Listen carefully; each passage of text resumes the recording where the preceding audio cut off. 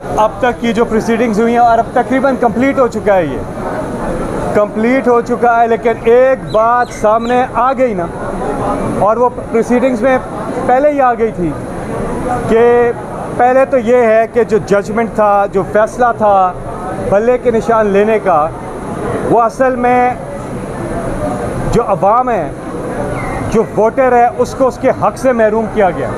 पाकिस्तान जैसे मुल्कों में निशान, इंतखाबी निशान इसलिए रखा जाता है कि लिटरेसी रेट कम है, ना होने के बराबर है, तो वोटर ज़हन नशीन कर लेता है एक पिक्चर को, एक डायाग्राम को, एक शेप को, एक खाके को अपने ज़हन नशीन करता है कि मैंने ये इमरान खान का निशान है बल्ला, मैंने इस पे मोहर लगानी है। ये वोटर अपने ज़हन नशीन करता है और वो जाता है। जो पढ़े लिखे मुल्क के बाहर, वहाँ पे इंतखाबी निशान नहीं होता, इसलिए कि वहाँ पे पढ़े लिखे होते हैं। वो जब पोलिंग बूथ पे जाते हैं, वहाँ लिखा होता है रॉबिन जैकमैन, नाम लिखा होता है, टॉम क्रूज या जो भी, उस पर जाके वो मोहर लगा देता है आराम से।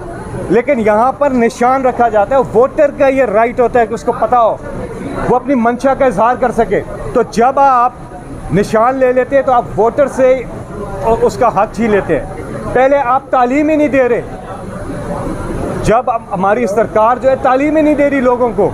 लिटरेसी रेट देखिए, कितने बच्चे स्कूलों से बाहर हैं। एक तरफ आप तालीम नहीं दे रहे, दूसरी तरफ आप उससे ये डायाग्राम भी ले लेते हैं, निशान भी ले लेते हैं, तो आप असल में वोटर के साथ बड़ी ज़्यादती करते हैं। नंबर 1 चीज़ ये सामने आई है।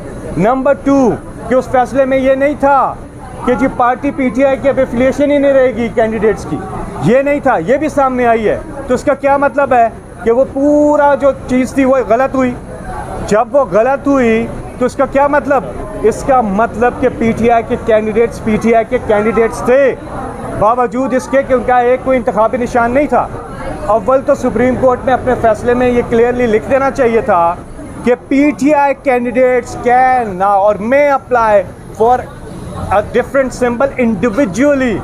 अगर ये होता है ऐसा तो PTI कैंडिडेट, लेकिन उसके बावजूद सुप्रीम कोर्ट में ये बात सामने आ गई है कि वो PTI की एवोल्यूशन ख़त्म नहीं हुई थी, तो बुनियाद ही ऐसी गलत होगी।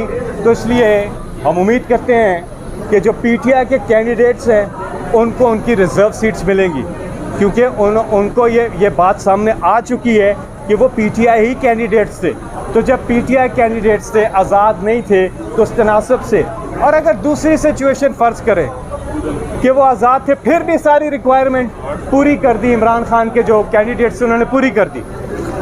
3 दिन का टाइम होता है ना, 3 दिन के अंदर उन्होंने ज्वाइन कर दी, तो या PTI को या सुन्नी इत्तेहाद काउंसिल को ये नशिस्तें मिलेंगी। तीसरा कोई चीज़ सामने नहीं आई, तो ये होगा इंशाअल्लाह, और ये हक बनता है PTI का। दूसरी बात जाते जाते करूँगा, बहुत अहम बात है, और वो ये है कि 2022 अप्रैल का महीना, इकॉनमी हमारी किधर खड़ी थी? इमरान खान थे वज़ीर आज़म पाकिस्तान। उससे पहले 3.5 साल में आधा वक्त कोविड का, कोरोना का भी गुजरा था, लेकिन हम कहाँ खड़े थे?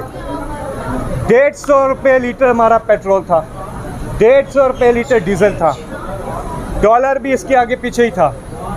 जो हमारा GDP था 6% था, हमारे हेल्थ कार्ड था, यूनिवर्सल हेल्थ कवरेज थी, एहसास प्रोग्राम जिसको वर्ल्ड बैंक ने दुनिया का 4थे नंबर का बड़ा प्रोग्राम डिक्लेयर किया, सोशल वेलफेयर प्रोग्राम, वो चल रहा था आम तबके को सहूलियात देने के लिए। और बड़ी चीज़ें, हमारी एक्सपोर्ट्स ऊपर जा रही थी, ज़रा मुबादला, रेमिटेंसेस हमारी सारे रिकॉर्ड तोड़ चुकी थी, रोशन डिजिटल अकाउंट व्हाट नॉट, हर लिहाज से।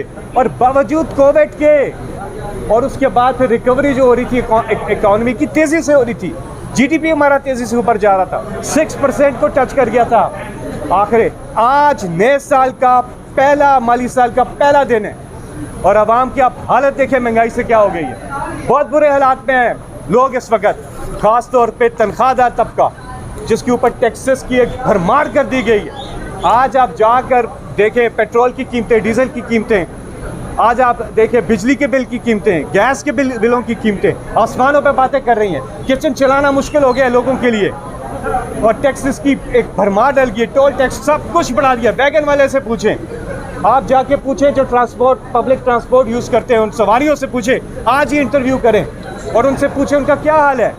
किराए बढ़ गए हैं, हर चीज़ महंगी हो गई है। ये बिल्कुल अवाम दुश्मन बजट आया है। इस हुकूमत को फिल फॉर इस्तीफ़ा दे देना चाहिए, घर चले जाना चाहिए। ये नहीं कर सकते मैनेज, ये है इनको आवाम की फ़िक्र नहीं, क्योंकि आवाम के वोटर से ये आए नहीं हुए। ये फॉर्म 47 से, जब आप आवाम के वोटर से नहीं आए होते, अब आप आवाम के लिए कोई काम भी नहीं करते, आपको परवाह नहीं होती। आवाम की वोटर से जो आए हैं उनको परवाह होती है, और वो फॉर्म 45 वाले हैं। वो हुकूमत कब करेंगे? इमरान खान वज़ीर आज़म पाकिस्तान, जब वो होंगे ट्रस्ट डेफिसिट भी ख़त्म होगा, आवाम का एतमाद होगा उस वज़ीर आज़म पे, और वो आवाम के मुफाद के फैसले भी करेंगे और बेहतर इकॉनमी को मैनेज करेंगे। इकनॉमिक मैनेजमेंट एक सिंपल चीज़ है। आप रेवेन्यू बढ़ाते हैं मुल्क का, और आम लोगों पे खर्च करते हैं, गरीब लोगों पे, निचले तबके का आप उठाते हैं। इकोनॉमिक मैनेजमेंट मतलब अमीर से टैक्स लेके गरीब पे लगाते हैं, अस्पताल बनाते हैं, तालीम देते हैं, उनके लिए उनके बिजली के बिल सस्ते करते हैं, आप उनको बिजली सस्ती देते हैं, गैस सस्ती देते हैं। इस तरफ चलना है हमने, और वो कौन चल सकता है? जिस पे आवाम को ट्रस्ट हो, और वो एक ही है, वो इमरान खान। आज अगर इमरान खान आते हैं, आज आप देखिएगा कि कल से पाकिस्तान की इकॉनमी सही ट्रैक पे जाएगी। सबसे पहले हमारे ओवरसीज़ जो हैं वो रेमिटेंसेस की भरमार कर देंगे पाकिस्तान में, वो इधर बैंक्स में पैसा रखना शुरू कर देंगे, क्योंकि वो ट्रस्ट करते हैं। उसकी प्रैक्टिकल मिसाल दूं, शौकत खान कैंसर हॉस्पिटल सबसे ज़्यादा बड़ा खैराती इदारा है पाकिस्तान का। क्यों देते हैं पैसा लोग उसको? क्योंकि जिसको देते हैं उस पर एतमाद करते हैं इमरान खान, उनको पता है एक एक पाई सही जगह लगाएंगे। इसी तरह लोग रेमिटेंसेस देंगे, इन्वेस्टमेंट पाकिस्तान में आएगी। जब एतमाद होगा क़यादत के ऊपर, वज़ीर आज़म के ऊपर, इमरान खान वो हल है हमारे पास, और हमें इमरान खान जैसे लीडर का फ़ायदा उठाना चाहिए मुल्क के लिए, अपने गरीब के लिए। गरीब का बहुत बुरा हाल है, और महंगाई के आज जो आलम है, ये हुकूमत नहीं चला सकते, ये नहीं कर सकते, ये इकॉनमी मैनेज नहीं कर सकते। देख ले बजट उठा के देखें, आप खुद स्टडी करें, सारा खुद फैसला कर लें आप। शुक्रिया।